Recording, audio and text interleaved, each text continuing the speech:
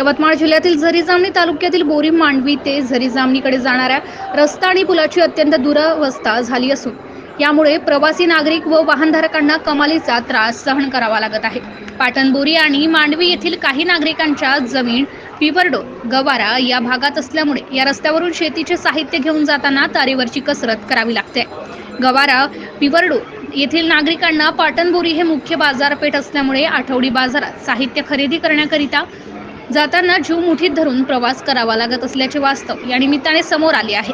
अत्यंत वर्दळीच्या या रस्त्याची व त्यावरील पुलांची दुरुस्ती करण्याची मागणी स्थानिक नागरिकांच्या वतीने करण्यात येत आहे।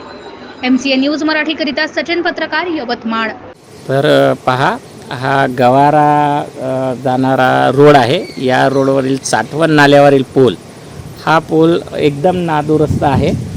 या पुलावरून गवारा आणि पिवरडोल येथील लोक रात्री उशिरापर्यंत जाणे येणं करतात। तसंच ST महामंडळाची बस पण इथून जाणे येणं करते। जवळपास गवारा पिवरडोल मिळून इथल्या जनता आणि छत्रपती व मांडवीच्या शाळेमध्ये 50 पर्यंत मुलं मुली अपडाऊन करून शाळा पूर्ण करते। आणि पूल नादुरुस्त असल्यामुळे ST महामंडळाचे ड्रायव्हर कंडक्टर इथे ST टाकायला सुद्धा भितात आणि ज्या दिवशी ST टाकली नाही त्या दिवशी मुलांचं शैक्षणिक नुकसान होते।